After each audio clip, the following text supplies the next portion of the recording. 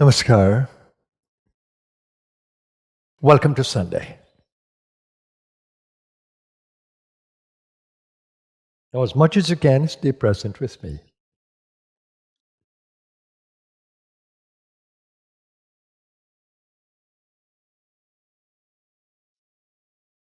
We are immortal souls in the human experience.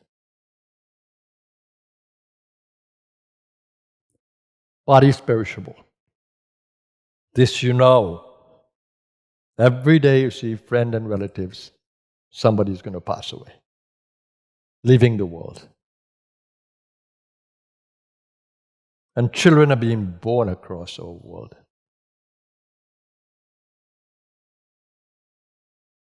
So there's birth, there's transition, and there is life. For the body, not the soul. But your soul is a soul of light. It is not physical, it's not matter. It's energy. We call it prana. That energy being that you are, that light being that you are, that soul that you are,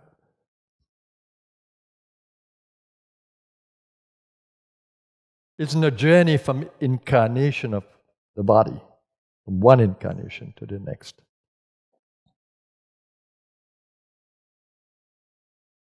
That you may learn and grow in soul awareness. That you may realize that you are soul having a human experience through every incarnation of the body. That being said,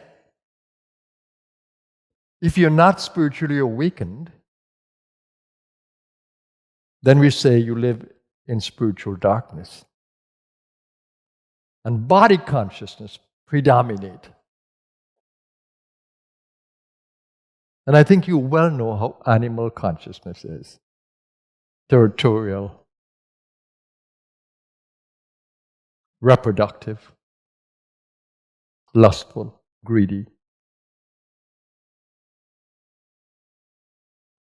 That's unless we train animals otherwise, right? But the natural animal instinct is to survive, to reproduce.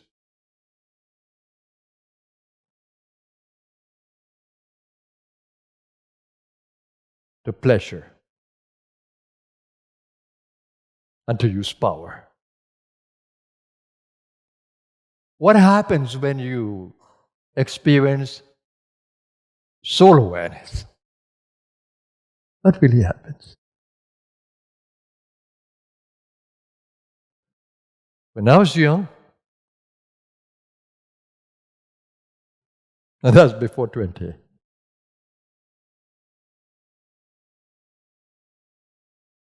at 20, I longed to be in love in every moment. I love looking at loving people, happy people. And at that point in my life, 20, I felt loveless. How could they be so happy and I can't? And I began to wonder and to search. Who am I? Where did I come from? Is my destiny to die, to live and die? Is my destiny to live like everybody? Or is there something more in the human experience? Is there a love that I can stay in every day and be happy? Every day, every moment? Is it possible to master my mind that I could stay present moment and focused? And not be controlled by a restless mind? And how can I know God, the Creator? How can I? Those were the questions that kept me restless every day and every night. finally I was so driven that I needed to find someone who could explain this to me and who could give me that energy. Someone who really knows, someone who has walked the path. So at 21, when I saved enough money, I was off to India, as I knew this is a land of masters. And as destiny would have it, in that very first trip to India, 4 months across India, I had the most marvelous awakening of soul consciousness. And that desire that I had for love Him every moment was fulfilled. The desire that I had to know who God is was fulfilled. The desire to control my mind was not completely fulfilled. But the love that I felt was enough to pacify me for the moment. I was awakened to love. I felt it, my heart burst open. And for the first time I could feel real love. That my soul was a soul of love. And I held on to that. I would come to the temple every morning just to chant and to deepen that loving feeling. And that awakening of love was so powerful that it wrapped my mind when I'm chanting or doing seva, working. That love gripped me and began to change my mind, my restless mind, my doubting mind. And I loved that. I couldn't meditate like I do now, but at least I could chant and I could work and I could feel that love inside of me. But little by little, the mind started to calm down and I felt a chakra between the eyebrow, the third eye. And when I felt that, then I was able to begin the control of the mind. But that was a journey. But love made me so happy because I experienced a chakra that opened up in my chest. And I can feel it as an energy that inspired all my actions and my speech and my movement. And I began to believe in love. And I wanted nothing but to hold on to this love and let all of my sadhana be driven by this love. So everything that I did in serving people, in my spiritual discipline of chanting, and all my attempts to meditate, they were all filled with love.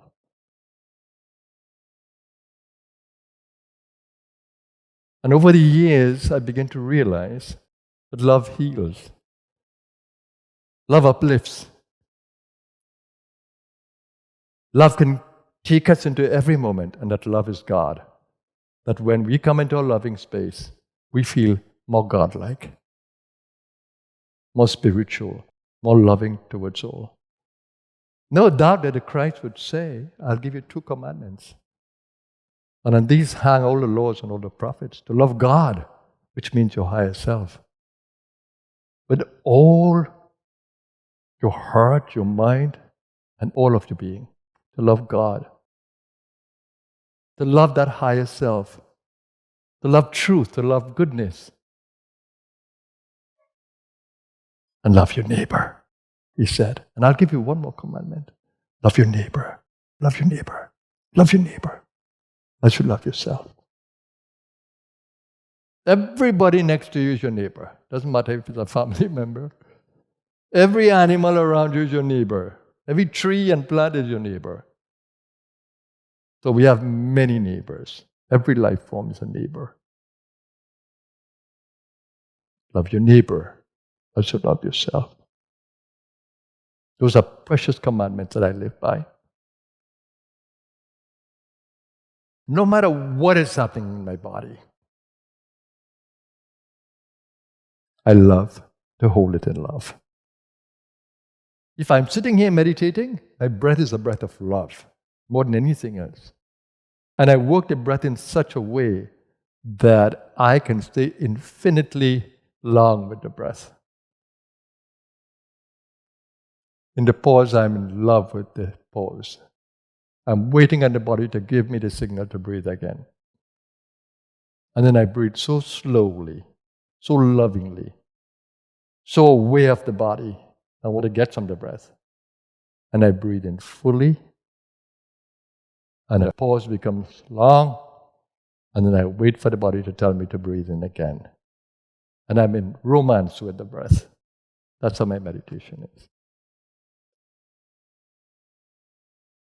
And when I want to energize these energy areas of storage, the dantian, the navel chakra, the heart chakra, the brain chakras, I just move the breath a little more rapidly. And I nourish the body, but with love. And if you know me well, you'll know that in all my dealings with you, I love you as I love myself. I can love you no less than how I love myself. I'm more concerned with the well-being of you when you're sitting here. When you're sitting here, I'm thinking, let me not take the meditation too long, because I'm caring about you. I don't know how long you can stay in it, but I'm caring about you. If the fans are not working properly, if the hall doesn't have air condition, I'm thinking about you.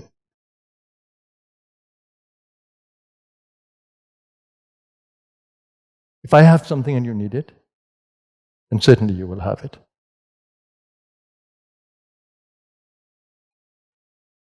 That's because I love. I care for the world. I care for this body simply because of what I can do for the world. I have no reason to be existing here except to do the work that I do. Pleasure does not pull me. Possessions do not pull me. Power does not pull me. I'm here just for the uplift of the world. That's only because of love. Just because of love. That drives me. That is God for me. That is Seva for me. That is sadhana for me. I do everything out of love. Every step that I take in this ashram ground is a step of love. I leave a footprint of love. Everything that I touch, I hold it with love. I leave it with a touch of love. For me, love is God. Love is service. Love is transformation. Love is Kundalini. Love is my destination. And love is all that I am. So I hope that we all can be inspired to love. If we don't have love, sadhana becomes dry, becomes laborious. Love is like the lubricant that makes sadhana really, really joyful. And I leave you with the beautiful words of the Bible. A merry heart doeth like medicine, and a broken spirit drieth the bones. When you don't manifest love, the body suffers. When you manifest love, the body becomes happy. Let's all begin to love not only God and ourselves, but our neighbors as well. Have a blessed Sunday, everyone. Namaskar.